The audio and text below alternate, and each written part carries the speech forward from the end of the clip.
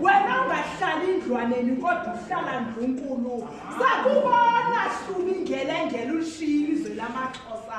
Usize ezweni labeSuthu uzogomba inqoba. Ubungazange ukuzokhwenkwa ngoba wafundiswa. Ubungazange uzothantsika amasi ngoba wadodiswa. Sikubonile unamandla amakhulu ngaphezu kwengonyama. Sakubona unamandla amakhulu amendu ngaphezu kwamaxhalanga. Sebenza indoda omXhosa madoda. Yabonakala uba yindoda edodisiwe. Sikubonile ubafundisa. Sabona unebele lide bencanca amakhwenkwe kuwe. Ithi inzwakazi tyovityo tshona bhokha amaxhalanga.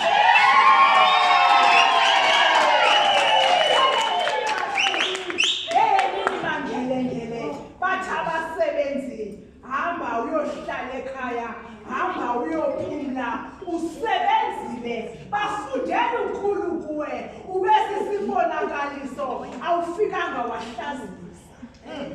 Ithi inzwakazi sibavile bebhuda, besithi amadoda zizinja, ithi inzwakazi ubhele yindoda emadodeni. Yezula kuntsolo, sikubonile uwela phesheya kwenciba, ubungaweli ngoba uzodlala koko ubuzoxelenga.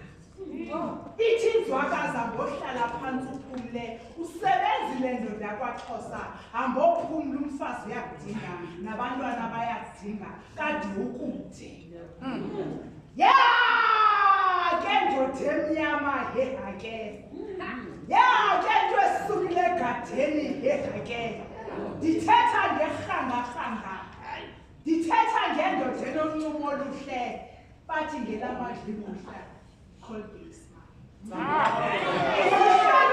Njalo kusona bhele, uzungatshintshwa zizimo, uzungaxeleshi ngemva, kodwa ungabanika le-freestyle, bakubamba ngomkhala ubaphendula.